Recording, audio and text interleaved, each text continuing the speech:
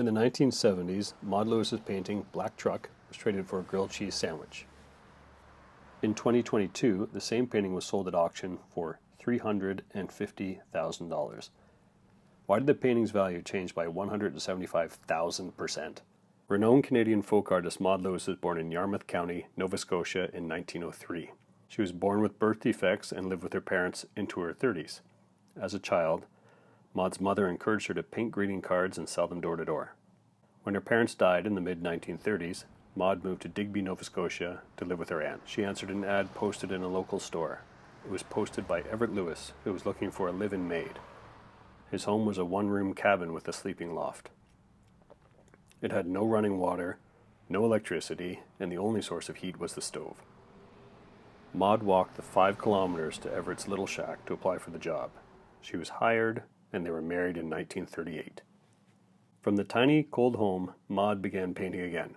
She posted a little sign outside of her home. Paintings for sale, it read. People would pull over on the rural highway to purchase her paintings for $1 or $2. Her paintings were innocent and simple, an ideal of rural life by the ocean in scenic Nova Scotia. In 1964, she was featured for an article for the popular, widely circulated Toronto Star and weekly newspaper. A year later, she was interviewed for CBC's documentary TV show Telescope. From this interview, her popularity spread across Canada and beyond. Even President Richard Nixon wanted her works. She sold her primitive paintings for no more than $10, but her life was far from ideal. Her crippling arthritis eventually made painting and even walking difficult. Due to the overwhelming request for her artwork, her husband, Everett, would often sketch the paintings so Maud could save time and meet the demand. After Maud's death in 1970, slowly, more analysis and study of her life grew, and her story changed. It was rumored that her husband, Everett, was starting to make paintings in the style of Maud and even signing her name to them. But how could this be proven to be true? You could ask my cousin Jocelyn and my Aunt Judy, like I did. When my brother was born in 1965, my grandparents came to visit from Calgary, and my mom and dad and my brother, thrown in the back of the station wagon as a baby, drove down the South Shore and did a road trip.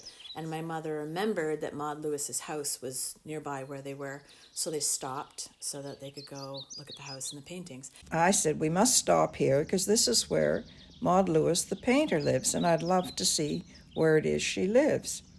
So we found where it was, knocked on the door, and greeted by Maud's husband, Everett, who invited us in, all very cordial. We were absolutely stuffed in there because the house was so tiny, and of course all covered in paintings everywhere. And so my husband decided to go out and persuaded Everett to give the rest of them a chance to talk to Maud. Said, let's go around the back and look at your trout, because apparently Everett kept a special trout in a well in the backyard. So they went and checked out the trout. And Everett said, I paint too. They went into Everett's barn because he said, I paint too. And inside he had all his painting gear, and all lined up were paintings that he did copying Maud's own paintings.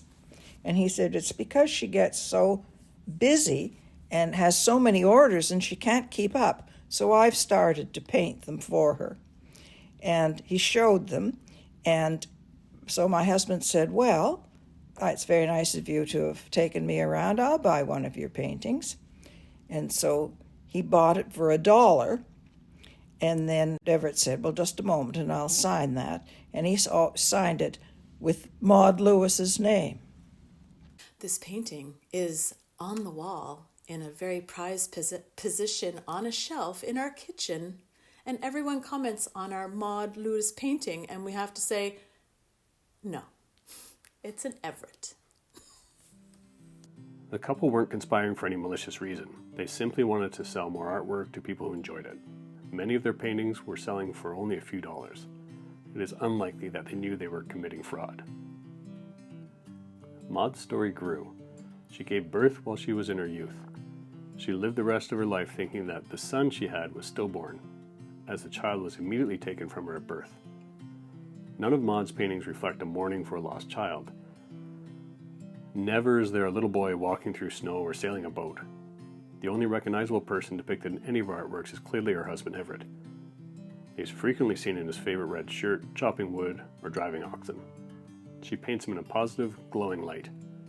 The only conclusion we can take from this is that she didn't see him as a negative influence on her life.